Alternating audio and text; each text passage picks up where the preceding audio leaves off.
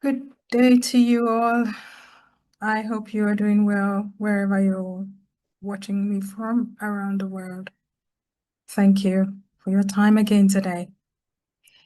I wanted to come back with another victim, another girl, child from the gang rape inquiry reports. To give a little bit of introduction, the rape gang inquiry report hit the world some days ago. It came and shook the world. It was a systemic evil occurrence that took place over several decades with the knowledge of various people, but they, for some reasons, allowed it to go on. The last person we talked about was Chloe, the first victim. I want to go into another victim for this outing, but I want to show you a little portion that ended Chloe's report, Chloe's account.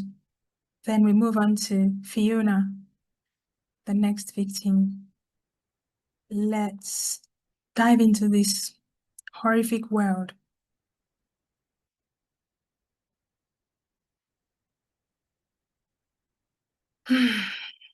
Okay. So the end of Chloe's account.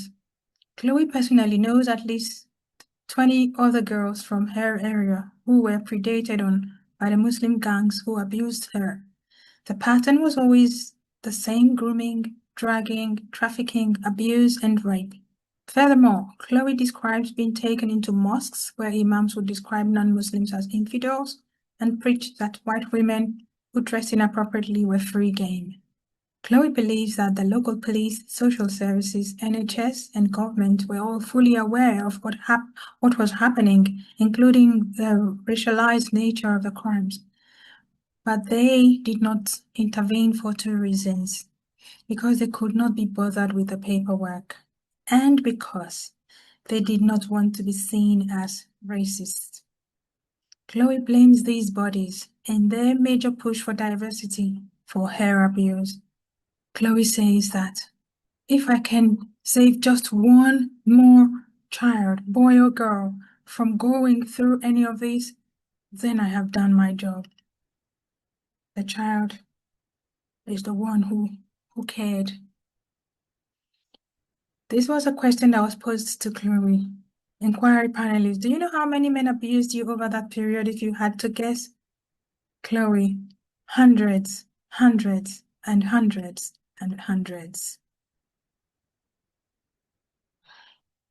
Now we go to Fiona. God help me to keep my composure.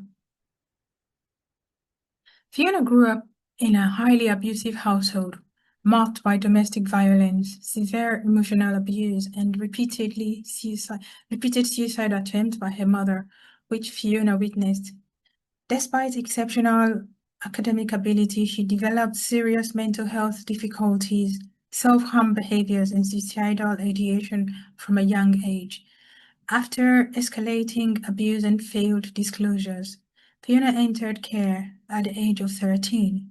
She was placed in a children's home that had already been identified as high risk for sexual exploitation in a television documentary prior to her arrival.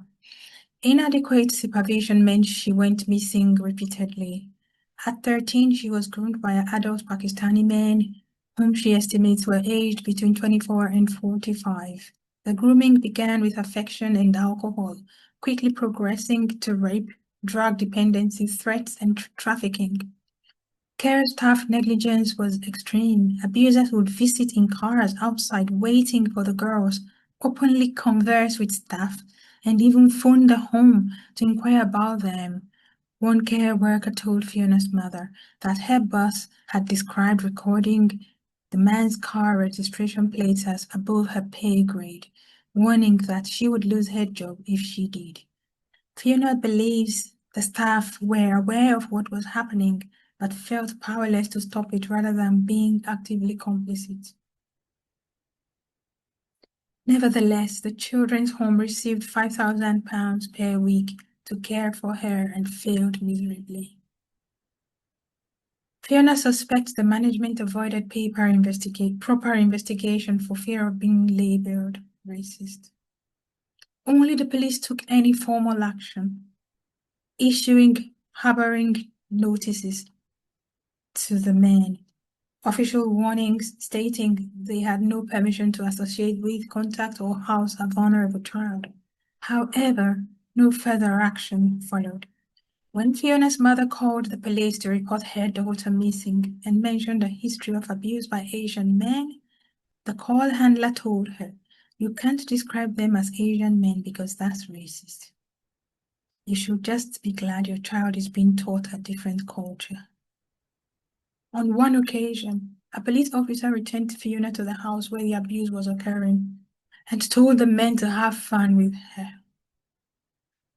On another occasion, police instructed the abusers that if they could persuade Fiona to sign herself out of care, the police would stop bothering them.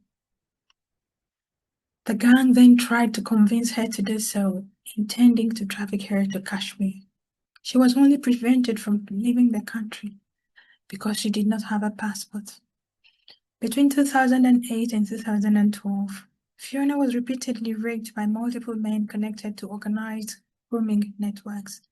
She was often kept in a house known as a party house where between 10 and 20 men would attend at one time. On one occasion, she was encouraged to bring her friends because the owner had relatives visiting from Birmingham to celebrate Eid and expected girls to be there. Within the house, the girls were routinely referred to as white slugs, while the men wanted Pakistani girls kept pure for marriage. The gangs reportedly discussed fears that the English Defence League (EDF) would arrive armed, so they kept baseball bats for protection. They also allegedly spoke of attending EDO demonstrations with weapons. Fiona was not only trafficked and raped across multiple cities in the UK, but was also forced to traffic drugs. Drugs, intimidation, and violence were used to control her. She was made to clean up the knives from the scene of 2 fatal stabbings. She was present during the shootout. Her abusers bragged to her that they had hidden dead bodies in a certain location. A few days later, Fiona recalls the newspaper reporting on a body being recovered from the same location that the abusers had disclosed to her. As a result, the threat of violence carried enormous weight. At 14, Fiona was abused by a man known as Rambo. He had entered Britain illegally in the back of a lorry, previously castrated in Pakistan as punishment for child abuse. He then fled to the Philippines, where he allegedly attacked multiple women and children with a large knife, the origin of his nickname. Rambo was locked in a room with 2 girls and subjected them to extreme sexual torture. This case illustrated that, in some instances, the sexual abuse of children was driven more by humiliation and control than by sexual gratification.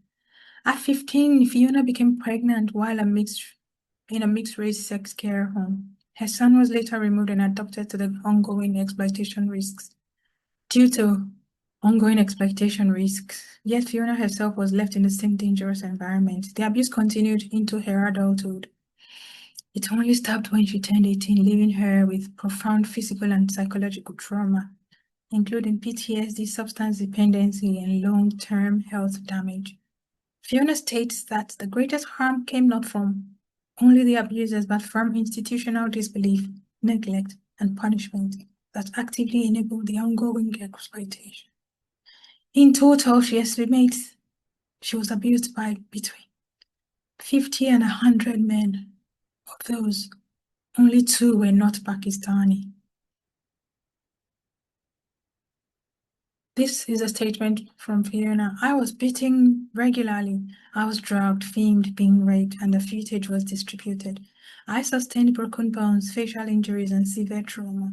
I was subjected to racial abuse in the community and blamed by the families of perpetrators."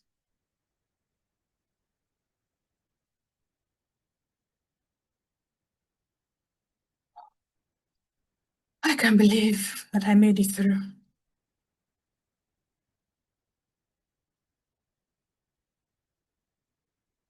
The home for the children got paid £5,000 every week for the care of the child. Each child, by the way,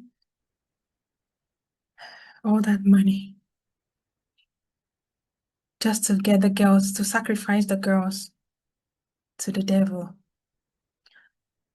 Child sacrifice is alive and well in today's world. Because tell me what else would have led.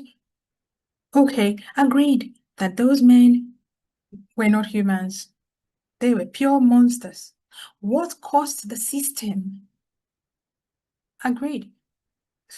But Chloe said fear of being racist or fear they didn't want to be bothered with the paperwork. Apart from willingly taking part, my goodness, I just hope and pray that the government that will deal with every single person, not just the monsters who actually were involved in the violation, the molestation, castration, destruction of those poor little girls' lives, but the authorities, the systems that were accomplices, the silent, passive participants, the care home, the NHS, the police, social service, hospitals, yeah, everyone involved. They need to go down. This is evil. Fiona's story was short. I'll be back with another report from another of the victims.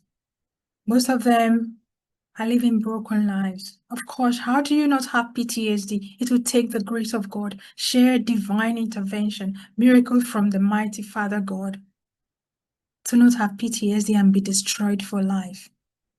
I hope and pray that those girls will find Jesus Christ, who can heal the brokenhearted, who can give them a fresh start and help them to live life to the full.